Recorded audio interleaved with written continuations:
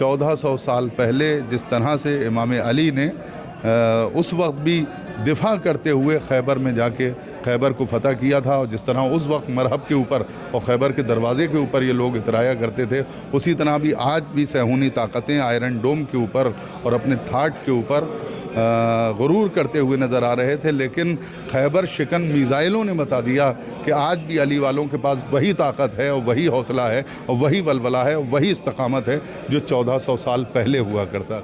देखिए, बहुत अच्छा सवाल है ये कि आम तौर से ये कह दिया जाता है कि जंगें हौसलों से लड़ी जाती हैं, लेकिन जंगें सिर्फ हौसलों से नहीं लड़ी जाती हैं। हौसलों के साथ साथ ज़माने के साथ साथ जो कौमें चलने का हुनर जानती हैं वही अपने किरदार को मोजज़ा बना दिया करती हैं। कभी भी अहले बैत के चाहने वाले, इमाम अली के चाहने वालों ने मोजज़ा तलब नहीं किया है, बल्कि अपने किरदार को मोजज़ा बनाया है। यही ईरानी कौम ने भी करके दिखाया। उन्होंने कहा कि हम टेक्नोलॉजी में भी सुपर पावर के बराबर जाके दिखाएंगे। ये दौर और ये वक्त और ये अहद जो है, ये दूसरी जंग अज़ीम का अहद नहीं है कि वारशिप भेज दिया जाए और हमले कर दिए जाए, बल्कि ये अहद मिज़ाइल का अहद है, ये अहद ड्रोन्स का अहद है। और उन्होंने ड्रोन्स और मिज़ाइल में पूरी दुनिया के सामने अपना मुजाहिरा करके दुनिया को बता दिया कि हम किसी भी तरह से सुपर ताकतों से न टेक्नोलॉजी में कम हैं न हौसले में कम हैं।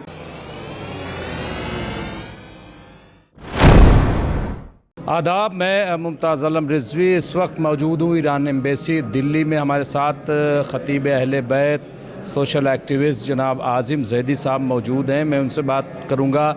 यहाँ पे मिनाब के बच्चे जो अमरीकी हमले में, इजराइल के हमले में शहीद कर दिए गए 168, पूरी दुनिया में अमेरिका इजराइल की मज़म्मत हो रही है। जगह जगह एग्ज़िबिशन लगाई जा रही हैं। ईरान एम्बेसी ने भी एग्ज़िबिशन लगाई गई जिसमें आपने देखा कि हर मज़हब, हर मसलक के लोग मौजूद हैं। आप भी ताज़ियत पेश करने के लिए आए हैं।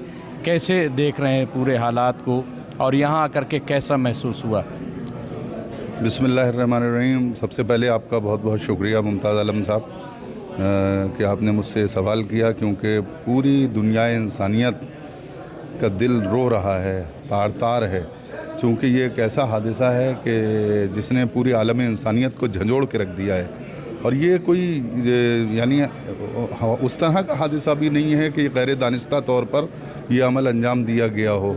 यानी जिन हुकूमतों को, जिन सुपर पावर्स को ये भी मालूम है कि बेसमेंट में कौन रहता है और किस जगह पे किसका क़याम है, कौन कहाँ पर खड़ा होता है, किसकी गाड़ी कहाँ पर रहती है, उनको ये नहीं मालूम कि हम हमला जो करने जा रहे हैं ये स्कूल पर कर रहे हैं या फिर किसी सरकारी ऑफिस पर किया जा रहा है। ये दानिस्ता तौर पर यह अमल किया गया है, क्योंकि शैतानी ताकतों का इसी तरह का कारनामा हुआ करता है। उनका मकसद था नस्ल कुशी। एक तो नस्ल कुशी मकसद था, दूसरी ये जो शैतानी और तागूती और साम्राज्य ताकतें होती हैं, इनका मिजाज ये होता है कि तड़पाया जाए लोगों को और बच्चों की कुर्बानी दी जाए। हमेशा से जो ये तागूती ताकतें होती हैं वो अपना कोई अमल अंजाम देने के लिए बच्चों की कुर्बानियाँ देती हैं।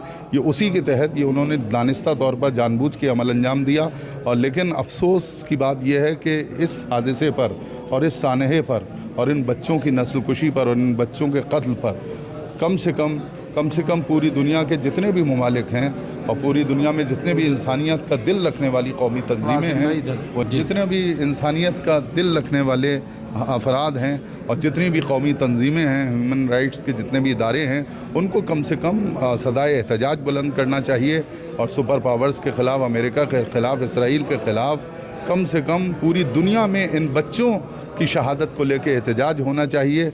हमें याद है कि जब दूसरी जंग अज़ीम हुई थी तो एक अंग्रेज़ी स्कॉलर ने किताब लिखी थी और उसको मंसूब किया था जनाब अली असगर के नाम, और उसने ये कहा था कि सब कुछ मंजूर है लेकिन बच्चों का तड़पता हुआ देखना और बच्चों का कत्ल होना हमें मंजूर नहीं है। लिहाजा हम जनाब अली असगर के नाम, जो करबला के एक नन्ना मुन्ना शहीद था, हम इस किताब को मुअन्वन करते हैं। तो कम से कम आज भी इंसानियत का दिल रखने वाले अफराद को इस हादसे के ऊपर, इस सानहे के ऊपर सदाए एहतजाज बुलंद करना चाहिए और मजम्मत करना चाहिए। अक़वाम मुत्तहिदा को उस पर नोटिस लेना चाहिए और जितनी भी इसकी मजम्मत की जाए वो कम है। 40 रोज़ा जंग जो हुई उसको कैसे आप देखते हैं? किस तरह से ईरान ने मुकाबला किया, जबकि दुनिया का सुपर पावर चाहे इजराइल हो, अमेरिका हो, जिस तरह से कैसे देखते हैं 40 रोज़ा जंग? देखिए, बहुत अच्छा सवाल है ये कि आम तौर से ये कह दिया जाता है कि जंगें हौसलों से लड़ी जाती हैं, लेकिन जंगें सिर्फ हौसलों से नहीं लड़ी जाती हैं। हौसलों के साथ साथ ज़माने के साथ साथ जो कौमें चलने का हुनर जानती हैं वही अपने किरदार को मोजज़ा बना दिया करती हैं।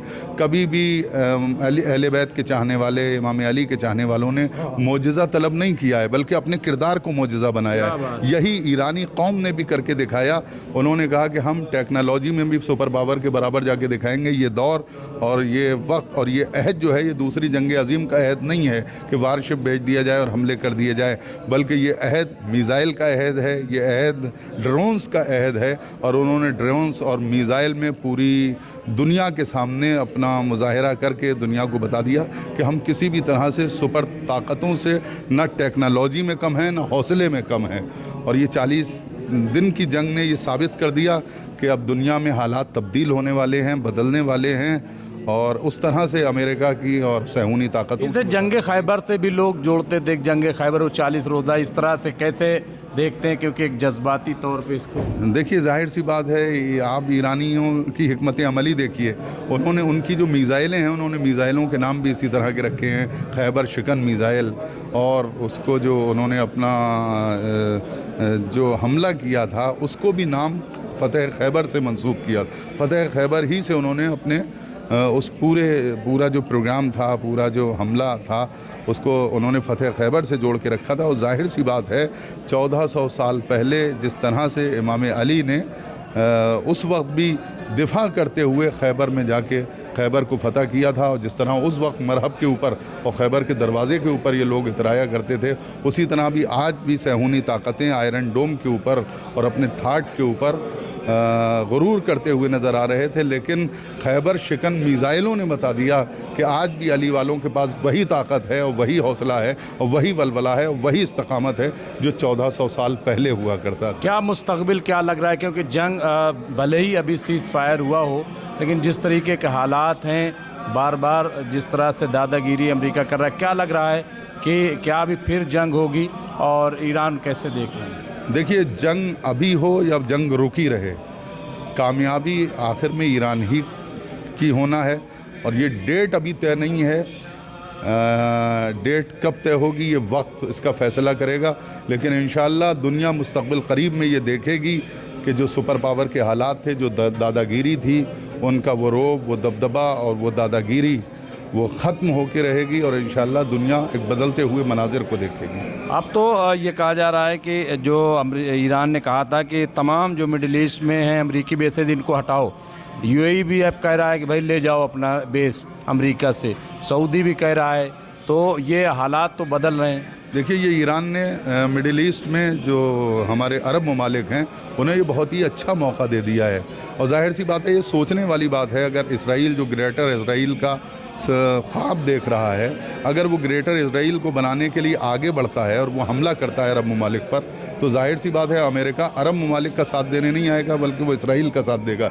ईरान ने इस जंग में अमेरिका और इसराइल को शिकस्त दे के अरब ममालिक को और मिडिल ईस्ट की तमाम उन छोटे छोटी रियासतों को और मुसलमानों की हुकूमतों को ये मौका दिया है कि वो डंडा उठाएं और इन सुपर पावर्स के जो बेसिस हैं और उनमें जो दरोगा बैठे हुए हैं, अपने आप को आज़ाद करा लें। अपने आप को आज़ाद करा। इससे बेहतर मौका न पहले कभी मिला था और न शायद आइंदा कभी मिलेगा। बिल्कुल, बहुत बहुत शुक्रिया आज़िम ज़ैदी साहब। तो आपने देखा कि ये आज़िम ज़ैदी साहब हैं जिन्होंने साफ कहा है कि ये अरबों के लिए एक बेहतरीन मौका है कि वो अपने आप को अमेरिका जैसे शैतान से आज़ाद करा लें। अगर आज नहीं कराया तो शायद मुस्तक़बिल में दोबारा मौका ना मिले। बहरहाल जो भी अपडेट होगा हम आपको अपडेट करते रहेंगे। देखते रहिए MMC न्यूज़ इंडिया। बहुत बहुत शुक्रिया।